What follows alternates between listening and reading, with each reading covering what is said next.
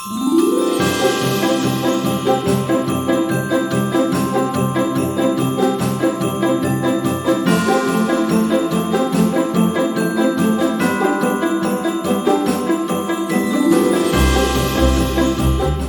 സഹോദരി സഹോദരന്മാരെ, അവർ നക്ഷത്രത്തെ കണ്ടു അത്യധികം സന്തോഷിച്ചു.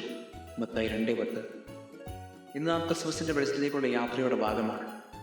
ജ്ഞാനികളുടെ യാത്ര, പൂജരാജാക്കന്മാരുടെ യാത്ര. ഒരു ഭാര്യയാത്ര മാത്രമല്ല, ആന്തരികവും ആത്മീയവുമായ ഒരു യാത്രയാണത്. ഒരു തീർത്ഥയാത്ര. അവർ സ്വർണവും കുന്തിരിക്കവും മീറയും കൊണ്ടുവന്നു. എന്നാൽ ഏറ്റവും വലിയ സമ്മാനം അവരുടെ ഹൃദയങ്ങൾ തന്നെയായിരുന്നു.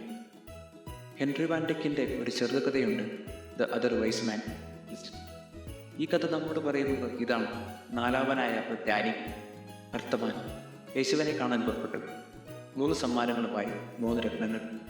പക്ഷെ യാത്രയിൽ അവനൊരു രോഗിയെ സഹായിച്ചു, ഒരു ദരിദ്രയ്ക്ക് സഹായം നൽകി, ഒരു കുഞ്ഞിനെ മരണത്തിൽ നിന്ന് രക്ഷിച്ചു. ഒടുവിൽ യേശുവിനെ കുരിശിൽ കണ്ടപ്പോൾ വർത്തമാൻ കരഞ്ഞു.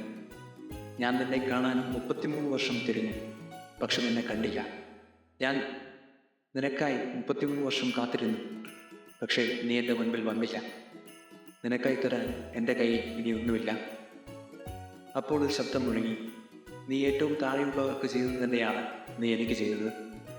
സഹോദരങ്ങളെ, ക്രിസ്മസ് എന്നാൽ ബെത്ലഹേമിലേക്കുള്ള യാത്ര മാത്രമല്ല, നമ്മുടെ തെരുവിലെ ദരിദ്രരിലേക്കും ആശുപത്രി കിടക്കയിലെ രോഗിയിലേക്കും ഒറ്റപ്പെട്ടുപോയ അയൽക്കാരിലേക്കുള്ള യാത്ര കൂടിയാണ്.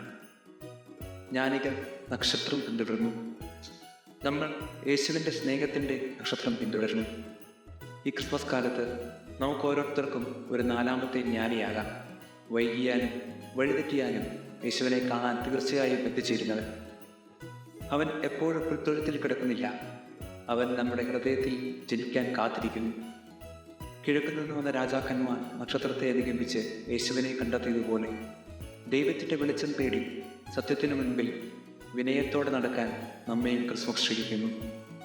അവർ രാജാതിരാജനെ കണ്ടെത്താൻ ദീർഘമായ യാത്ര ചെയ്തതുപോലെ അവൻ എവിടേക്കെയോ അന്വേഷിക്കേണ്ടതല്ല. നമ്മുടെ ഹൃദയത്തിൻ്റെ ലാളിത്യത്തിലാണ് അവൻ്റെ വാസസ്ഥലം. ഈ ക്രിസ്മസ് കാലം നമ്മെ പഠിപ്പിക്കുന്നത് ഇതാണ്. ക്രിസ്തുവിനെ കണ്ടുമുട്ടുന്നത് നക്ഷത്രത്തെ മാത്രം നോക്കിയല്ല, സഹോദരൻ്റെ വേദന കണ്ട് കരുണ കൊണ്ട് കൈനീട്ടുമ്പോഴാണ്. ക്രിസ്തുവിൻ്റെ വെളിച്ചം നമുക്ക് ഏറ്റുവാങ്ങാം. ആ വെളിച്ചം ലോകത്തിന് പകർന്നു നൽകാം. Merry Christmas. എല്ലാവർക്കും ദൈവത്തിൻ്റെ അനുഗ്രഹം നിറഞ്ഞ ഒരു ക്രിസ്മസ് ആശംസിക്കുന്നു.